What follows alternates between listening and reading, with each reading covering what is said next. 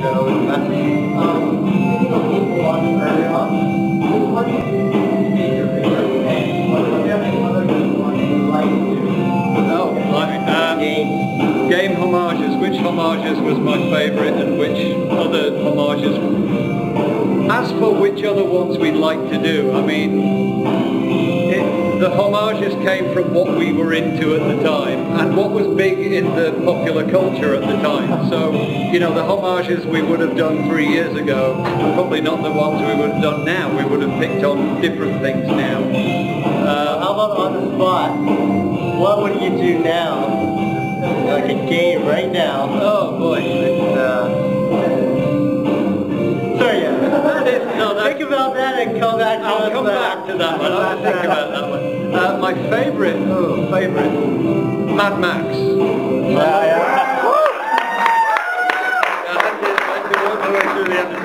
Yeah, Bad Bob. I love Bad Bob. Oh, yeah. I love it wasn't in a game, but I love the Thunderbirds stuff, which I love that. And from season 4, I love the whole Pikachu thing. Yes.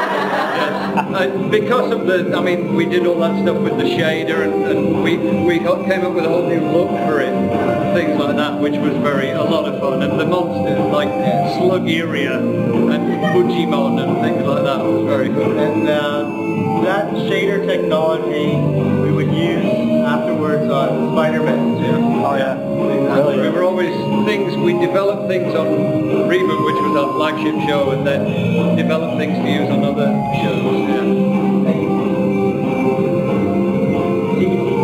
CBC.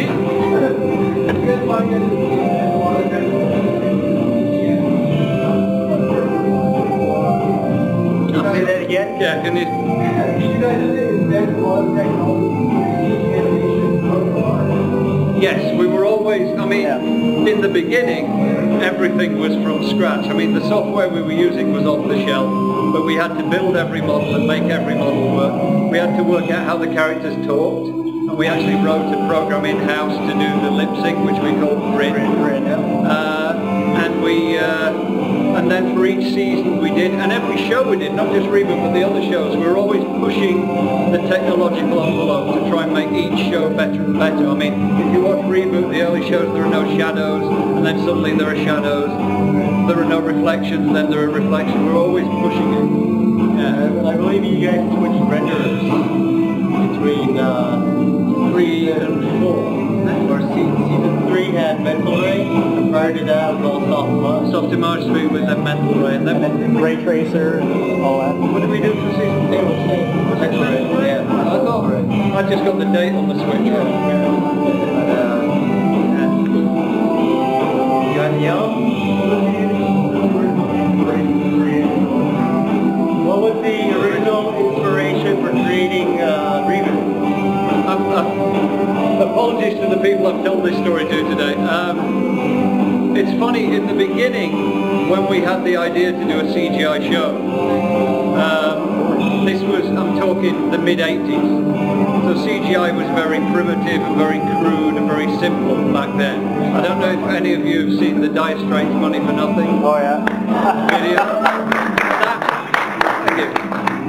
That was where CGI was in the mid-80s. And that was what ReBoot was going to look like when we first created it. It was going to be boxy and flat shaded and no shiny and no shadows, definitely no shadows. And it was a lot of people who we pitched it to, you know, that we had this idea of doing a TV show in CGI, said it's going to look really out there, it's going to look completely different. What's your explanation for that? Because you show that to a network and they're going to go, why does it look so weird?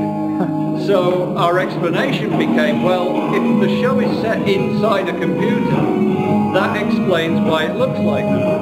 Why it's so simple and why, you know, there are gaps. You know, arms don't necessarily attach to, but there are gaps and the head just floats. And no mouth? You know. By mouth. So the reason it was set inside the computer came from the fact it was done in CGI.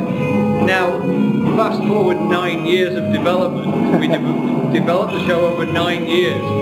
After the 9 years were up, it didn't look like that anymore. It looked like it looked when we made it.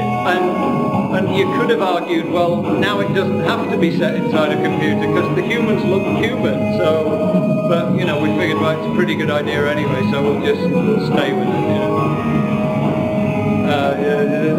Spider-Man. I was at the series that Yeah. when you're still working with like the jokes were really cool. Oh, did any of our Canadian humour confuse the American broadcaster? I gotta say, it confused standards and practices sometimes. In the most bizarre ways possible. Like, for example, you know, there was this woman from Standards and Practices who, I gotta say, was a lovely woman. She was a really nice woman, but she was, you know, I'm doing my job. This is what I get paid to do, sort of thing. Her name was Mary Conley, which is where MSc in Talent Night comes from, MC. And she used to, we'd write something in a script about hockey. We'd write about hockey, because we always wanted to, we never did it. We never got a hockey game into ReBoot for want of trying. We kept trying. There's a render out there, but there's no actual frames. Like that one. Yeah, no, that's a birthday card. Oh, what? That's somebody's birthday. Okay. One of the guys who worked at Mainframe, it was his birthday, and he was our best hockey player. So we did that as a birthday card to him. That's what that is, and it's in the book. It's in The Art of ReBoot, which you should pick up. From wondering what that was all about. Yeah, or a lot. What was I saying? So, and then we'd say like hockey puck, and she'd say you can't use the word hockey puck, and we're like, why not? And apparently, there are no children here, are there? No. Okay. Apparently, hockey puck, I don't know if this is true, but she thought it was, is slang for a mixture of feces and semen.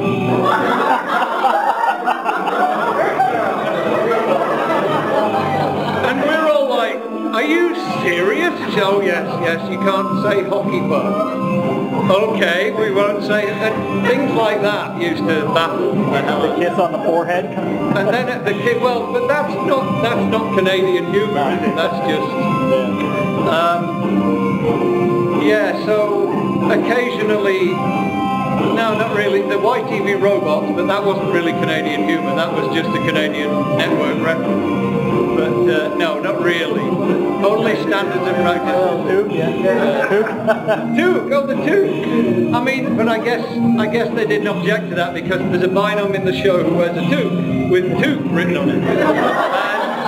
Which, I don't know if you know this, but Toque was actually a punk rock band in Vancouver. And two of the guys who worked for us played for them. They were in the band, and they, as a promotional thing, they made toques with Toque written on them, and they gave them to everybody. So we're all wearing toques in the winter, and we put one on a vinyl, and we put him in the show. So that's where that comes from. I don't know if you knew that.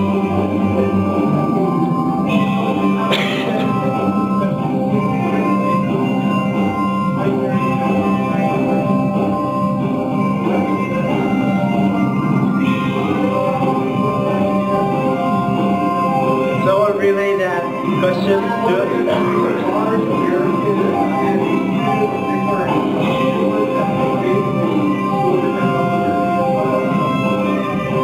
They what?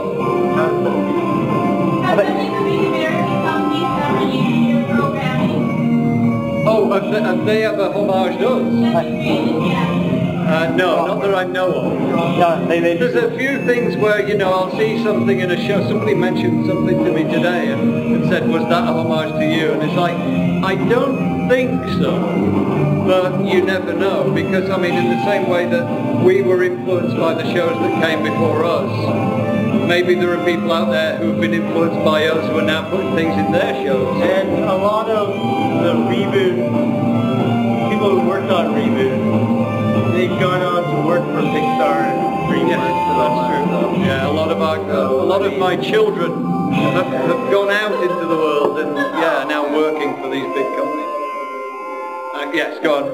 Atoya37 wanted to know what content did you have planned for Reboot, and are there any more pics out there like the infamous one with Princess Leia here? Princess Dot? Yeah, that was some of these pictures. I'll hold this up.